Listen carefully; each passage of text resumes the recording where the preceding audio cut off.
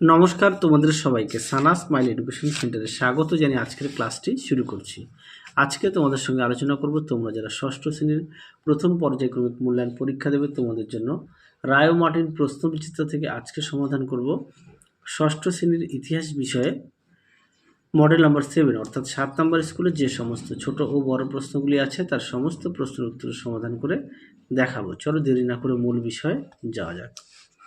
দেখো, একে আছে লক্ষ লক্ষ বছর আগে পৃথিবীর স্থলভাগ ছিল ঘন জঙ্গলে ঢাকা, অপশন বি। দিয়ে দেখো প্রশ্নের উত্তরটি হবে অপশন ডি, পুরা ইটের বাড়ি বানানো। তিনে দেখো লুসির কঙ্কালটির উত্তরটা লিখবে 32 লক্ষ বছরের পুরনো, অপশন ডি। চারে দেখো আদিম মানুষের উৎপত্তি ঘটে, অপশন সি এফ। পাঁচে দেখো ঢোলাবিরা কেন্দ্রে আবিষ্কৃত হয়েছে, উত্তরটা লিখবে জলাধার, অপশন ডি। ছয় দেখো মহেঞ্জোদারোর পাওয়া গেছে, উত্তরটা লিখবে ব্রোঞ্জের, অপশন এ। পরবর্তী দেখো শূন্যস্থান পূরণ, দেখো কি আছে। এক দাগের আদিম মানুষের প্রথম হাতিয়ার ছিল ভোতা পাথর। দুই দেখো শূন্যস্থান পূরণ, এটা উত্তর হবে অভিযোজন। চারে দেখো এর মধ্যে বেমানান হবে লোহা। পরবর্তী প্রশ্ন দেখো কি আছে। পরবর্তী আছে তিন দাগের দু তিনটি বাক্যের নিচে যে কোনো দুটি প্রশ্নের উত্তর দাও। একে আছে ভীমবেটকা কিসের নিদর্শন, উত্তরটা লিখবে গুহা বসতির নিদর্শন। এটি বর্তমান কোন রাজ্যে অবস্থিত, মধ্যপ্রদেশের ভোপালে। দুই দেখো কৃষিকাজ শেখার ফলে মানুষের জীবনযাত্রার প্রধান কি পরিবর্তন ঘটেছিল, লেখো। দেখো এই প্রশ্নের উত্তরটি তোমাদের দেখাই।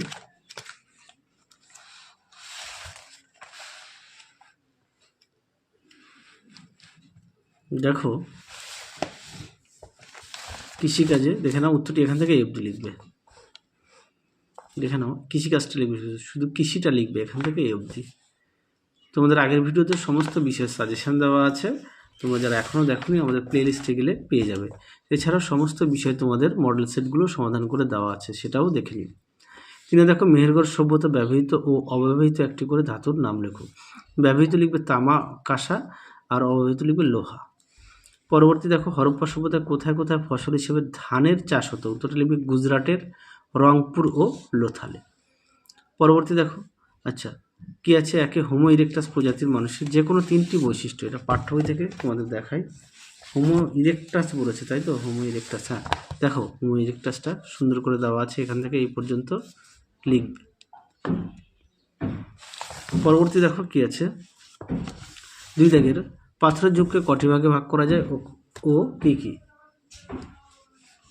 কিসের উপর ভিত্তি করে এই বিভাজন করা হয়।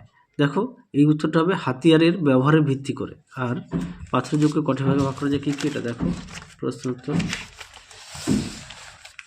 দেখো পাথরের যুগকে 3টি ভাগে ভাগ করা যায়, দেখে নাও। আর এটা তো বলে দিলাম কিসের উপর ভিত্তি করে, এটা হচ্ছে হাতিয়ারের ব্যবহারের ভিত্তি করে। পরেরটা দেখো 3 দাগের কে কবে কোথায় মেহেরগড় সভ্যতা আবিষ্কার করে, উত্তরটা লিখবে 1974 সালে জা ফ্রাসোয়া জারেজ। পরেরটা দেখো 4 দাগের হরপ্পা সভ্যতার ধর্মীয় জীবন কেমন ছিল, উত্তরটা দেখো। আচ্ছা এই প্রশ্নের উত্তরটা আরেকটু বিস্তারিত একটু দেখে নাও, পাঠ্য বইতে তোমরা দেখে নাও, এখান থেকে লিখবে। হ্যাঁ দেখো এখানকার পাকিস্তানের বেলুচিস্তান প্রদেশে মেহেরগড়ে তামা ও পাথরের যুগের একটি প্রত্নকেন্দ্র খোঁজ পাওয়া গেছে। মেহেরগড় বোলান গিরিপথের থেকে খানিক দূরে অবস্থিত, সেখানে মূলত একটি কৃষি নির্ভর সভ্যতার নজির পাওয়া যায়। সময়টা ছিল 1974 খ্রিস্টাব্দে। ফরাসি প্রত্নতাত্ত্বিক জা ফ্রাসোয়া জারিজ মেহেরগড় সভ্যতা আবিষ্কার করেন। তাহলে পাঠ্য বই থেকে এখান থেকে লিখবে, যার পেজ নম্বর হচ্ছে 30, পাঠ্যবইয়ের পেজ 30। দেখো আমি তাও লিখে দিয়েছি। পরটা কী ছিল, হরপ্পা সভ্যতার ধর্মীয় জীবন। দেখো হরপ্পা সভ্যতার ধর্মীয় জীবন এখান থেকে পড়ে নিয়ে লিখবে, যার পেজ নম্বর হচ্ছে 41। পরবর্তী দেখো কি আছে, 8-10টি বাক্যের উত্তর দাও, যার প্রশ্ন মান হচ্ছে 5। একে আছে আদিম মানুষ কিভাবে আগুন জ্বালাতে শিখেছিল। দেখো প্রশ্নের উত্তর। দেখো উত্তর তোমরা এখান থেকে লিখবে, এখান থেকে এফডি লিখবে। পরবর্তী ছিল কি, এই আবিষ্কারের ফলে তাদের কী কী সুবিধা হয়েছিল। দেখো উত্তর দেখে নাও, উত্তরটি সুন্দর করে দেওয়া আছে।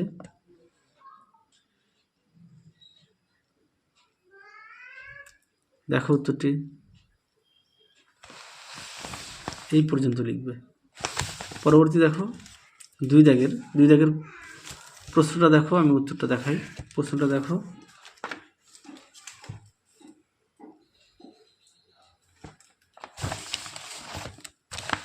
দেখো উত্তরটি সুন্দর করে দেওয়া আছে, তোমরা অবশ্যই পড়ে নিয়ে লিখবে। পরবর্তী দেখো কি আছে, 3 দাগের মেহেরগড় সভ্যতাকে কয়টি ভাগে ভাগ করা যায়? দেখো প্রশ্ন উত্তর,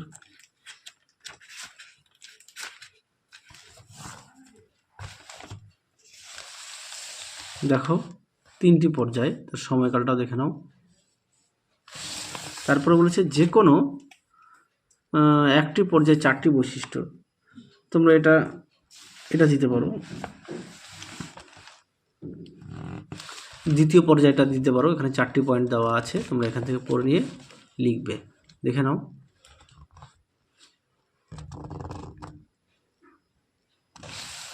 দেখে নাও, এই পর্যন্ত লিখবে। পরবর্তী দেখো কি আছে, 4 হরপ্পা সভ্যতা কোন নদীর তীরে গড়ে উঠেছিল? উত্তরটা লিখবে সিন্ধু নদের তীরে। এই সভ্যতাকে কি প্রাক ঐতিহাসিক যুগের সভ্যতা বলা যায়? দেখো প্রশ্ন উত্তর, তোমার উত্তরের সপক্ষে যুক্তি দাও। দেখো উত্তরটি, এখান থেকে অবধি লিখবে। তাহলে চলো আজকের মতো এখানেই সমাপ্ত করছি, আবার দেখাবো খুব শীঘ্রই তোমাদের পরবর্তী ভিডিওতে। তোমরা সবাই সুস্থ থেকো, ভালো থেকো, আজকের মতো টাটা।